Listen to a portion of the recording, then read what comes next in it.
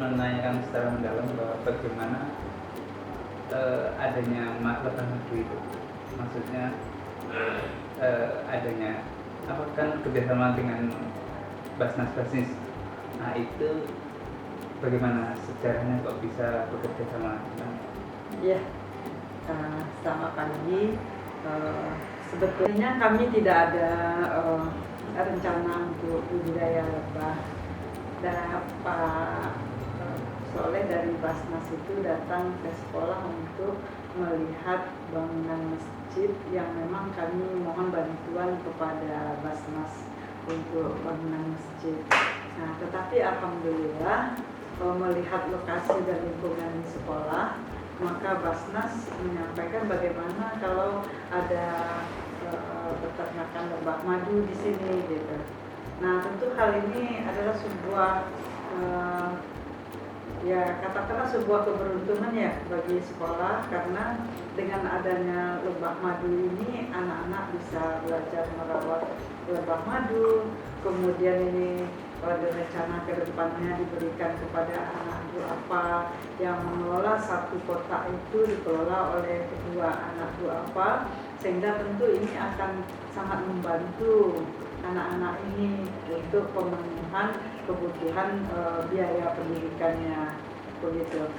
Nah, selain daripada itu, sejak adanya lebah madu ini, wisata di SMK Negeri 63 ini jadi bertambah. Jadi penerapan takotanya di situ terlihat. Jadi tidak hanya di budidaya tanaman, wisata juga sekarang bertambah dengan bagaimana memanen madu. Ada budidaya madu di sana. Tapi budidayanya itu apa aja Bu? Hanya lebah atau ada selain lebah ada lagi nggak Bu? Kalau saat ini jenis lebah yang kami pelihara itu ada dua. Yang lebah yang diberikan oleh Basnas itu pertama untuk lebah peliharaan saja. Nah, kemudian bertambah dengan lebah hutan gitu. Nah, di saat eduwisata itu, pengunjung eduwisata bukan hanya menerima atau mencicipi madu dari lebah itu, tetapi juga ada pembelajaran bagaimana dan bagaimana cara hidup lebah, bagaimana cara berkembang biaknya, dan apa kegunaan dari madu itu gitu.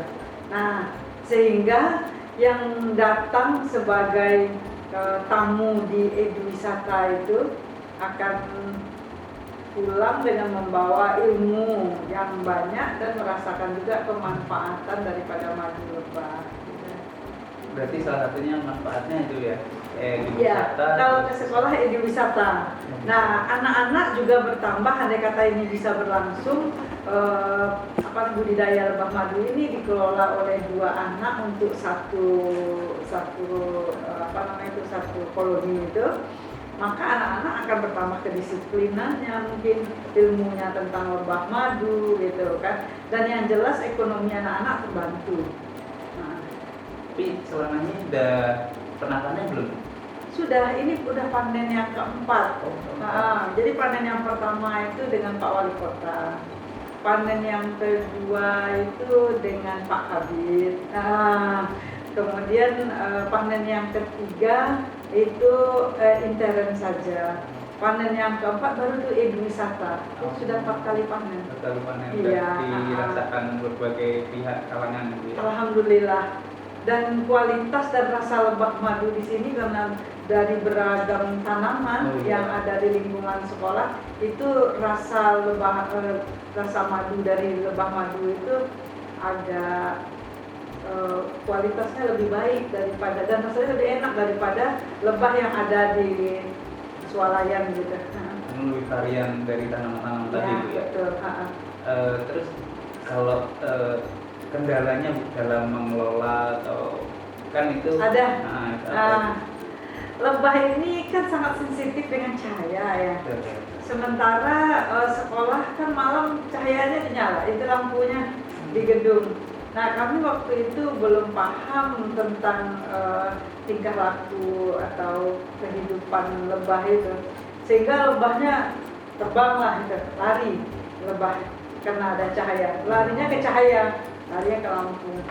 Nah, setelah diberikan pengarahan oleh Basnas bahwa hal ini adalah salah satu masalah bagi lebah, maka lebah kami pindahkan ke hutan sekolah. Nah, permasalahan lagi bagi kami, hutan ini jarang tidak rutin didatangin. Nah, sehingga semut dan hewan-hewan lain banyak di situ. Itu permasalahan yang ditemui di situ. Nah, alhamdulillah juga diberi pengarahan oleh Basnas, yaitu di setiap koloni, rumah-rumah koloni lebah madu itu di bawahnya diberi oli, sehingga semut nggak bisa naik gitu. Terus yang kedua harus dilihat setiap saat sehingga tidak ada cicak yang masuk gitu kan, atau tidak ada semut rang-rang yang masuk ke dalam kotak-kotak lebah gitu. Nah, itu halangannya itu.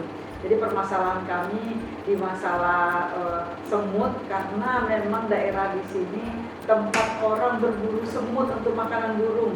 Oh, rang-rang itu ya? Rang-rang itu. Nah, itu permasalahan kami. Sudah kami coba, hari ini memang ada beberapa lebah yang tidak pulang gitu kan, atau pindah koloni ke tempat lain gitu kan, ke rumahnya yang sebelah jeruk itu. Jadi dia pindah ke rumah sebelah jeruk itu. Nah, kami siasati mungkin ke depannya itu dengan selalu datang ke hutan kecil itu. Setiap hari harus ada yang datang dan harus ada ditengok terus. Kemudian insya Allah kalau anak-anak sudah masuk, rencana kami dengan Basnas memberi tanggung jawab 2 anak untuk 1 koloni, 2 anak 1 koloni, ini bisa berlangsung dengan baik. Insya Allah itu teratasi masalah itu. Kalau selama pandemi ini yang mengurusi siapa itu? Yang mengurusi itu Caraka dan TU. Nah, didampingi kepala sekolah dan guru lah. Memang karena ada di sekolah ini kan hanya itu orang yang selalu hadir di sekolah gitu. Seperti tadi hari Jumat saya sudah sampaikan kepada Mas Dirga TU, jangan lupa ngintip sarang lebah kita gitu. Ya Bu. Hari Senin saya tanya lagi tadi pagi, apa yang ditemukan di sarang di koloni lebah? Gak sempat Bu melihatnya karena hujan deras. Nah, coba lihat tadi pagi ya, diintip lah tadi pagi itu. Aman Bu, cuman karena hujan lebah banyak di dalam sarang, jadi madu yang dibawa ke dalam sarang itu berkurang Bu gitu kan. Jadi kita berpikir lagi, perlu kami menanam tanaman yang nggak terlalu tinggi lagi, mungkin bunga yang yang tidak terlalu tinggi gitu di sekitar hutan itu. Kalau sekarang kan lebahnya terbang makan pohon belimbing yang tinggi, pohon mangga yang tinggi, pohon rambutan yang tinggi gitu kan. Mungkin ke depannya begitu. Kalau harapannya Ibu untuk kedepannya gimana terkait pengelolaannya itu akan dikelola seperti apa?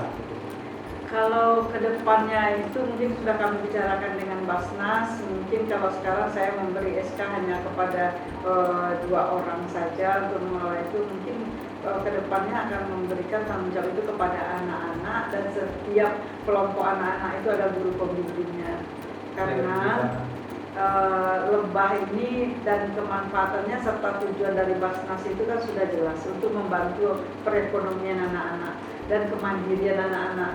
Dan kami kaitkan dengan mata pelajaran pasca panen itu, kami ingin mengolah sisa madu lebah ini atau lilinnya untuk sabun kah, atau untuk makanan kah, sehingga dari pembelajaran itu ada sangkutannya ke lebah madu. Misalnya kue nastar lebah madu gitu kan, olahannya tidak ada itu, atau minuman jeruk campur lebah madu. Nah, ke depan mungkin kami dalam masa pandemi ini ingin memproduksi minuman empon-empon gitu, mungkin ada madunya begitu. Jadi anak-anak yang penghasil yang menjaga koloni madu ini juga lebih bersemangat nanti untuk merawat lebahnya, dan kalau lebah terawat dengan baik, insya Allah kan hasilnya juga bagus. Bermanfaat bagi mereka Iya. juga ya Bu. Iya, sangat bagus sekali memang program dari Basnas ini, karena kami juga mengejar jika lebah yang diberikan kepada kami 40 koloni ini terawat dengan bagus, tentu Basnas akan menambah lagi koloni yang baru gitu. Nah, itu juga kami sampaikan kepada anak-anak dan guru-guru supaya Takota itu bisa diterapkan di SMK pertanian satu-satunya di DKI gitu. Nah, cita-cita kami itu ini menjadi trend center lah bagi dan jadi pusat pembelajaran pertanian bagi DKI gitu kan.